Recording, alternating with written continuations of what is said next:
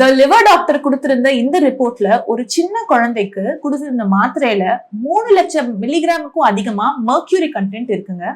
ஒரு குழந்தையோட மூளைக்கு மர்க்யூரி, ஆர்சனிக், லெட் மாதிரியான இந்த ஹெவி மெட்டல்ஸ் எந்த லெவல்லுமே சேஃப் இல்லாத போது ஒரு பேரண்ட் தன் குழந்தைக்கு நல்லது பண்றேன்னு நினைச்சு இந்த மாதிரி மெடிசின்ஸ் கொடுத்திருக்காங்க.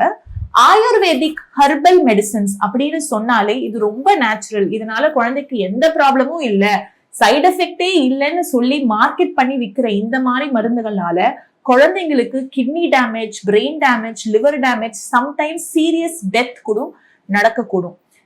இது பப்ளிக் ஹெல்த் இன்ட்ரெஸ்ட்ல மட்டும்தான் நாங்க கிரியேட் பண்றோம்.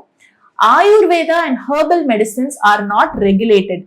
எந்த ஒரு ரெகுலேட்டரி அத்தாரிட்டியிலுமே அது வரமாட்டேங்குது. இந்த மாதிரி மெடிசின்ஸை குழந்தைங்களுக்கு தயவு செஞ்சு அவாய்ட் பண்ணிக்கோங்க.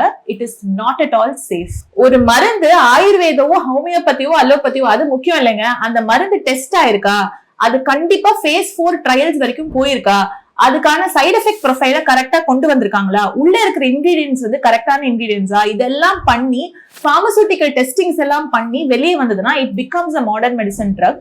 இந்த மாதிரி நிறைய நேச்சுரல் ட்ரக்ஸ் அப்படின்னு சொல்லக்கூடிய எல்லாமே ரிகரஸ் டெஸ்டிங்க்கு அப்புறமா மாடர்ன் மெடிசன்ல இன்க்ளூட் பண்ணிருக்காங்க. So there is nothing called as modern medicine separate and Ayurveda, allopathy separate.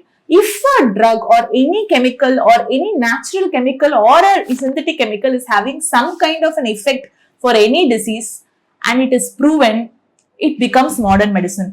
இந்த பேசிக்ஸ் புரிஞ்சுக்கிட்டீங்கன்னா இந்த மாதிரி டிஃப்ரெண்ட் டைப்ஸ் ஆஃப் பத்தீஸை பார்த்து நீங்க கன்ஃபியூஸ் ஆக மாட்டீங்க.